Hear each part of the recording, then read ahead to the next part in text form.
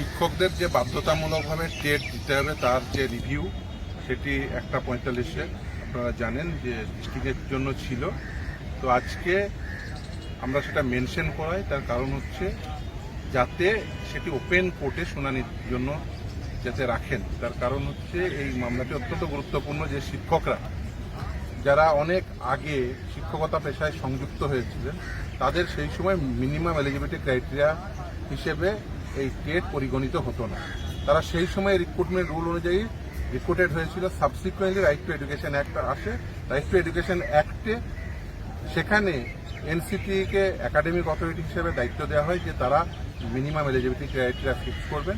সেক্ষেত্রে 2010-এ একটি নোটিফিকেশনের মাধ্যম দিয়ে তারা বলেন যে টেট হচ্ছে minimum eligibility criteria as well as other qualification, যেমন এইচএস এবং টিচার্স ট্রেনিং।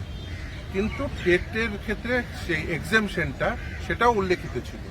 সেই এক্সামশনটাকে কনসিডার না করে এবং যে সময়ে এই শিক্ষকরা পেশাগত জীবনে প্রবেশ করেছিলেন সেই সময়ে যে রিক্রুটমেন্ট রুলস ছিল সেটিকে কনসিডার না করে যেহেতু রাইটটি হয়েছে, তাই রাইটটি পুনর্বিবেচিত যাতে হয় সেই জন্য, এবং যাতে ওপেন কোর্টে এসে সে তার শুনানি হয় সেই জন্য আজকে মেনশন করেছে। যদি 1:45-এ এই মহামান্য বিচারপতিদের অ্যাকচুয়ালি তাদের এটা ওপেন কোর্টে হয় না, সাধারণভাবে চেম্বারেই হয়, ফলে যাতে ওপেন কোর্টে সেই শুনানিটা হয় সেই জন্য মেনশন করা হয়েছে। দেখা যাক মহামান্য বিচারপতিরা বলেছেন তারা কনসিডার করবেন যখন সেই বিষয়টিকে তারা দেখবেন।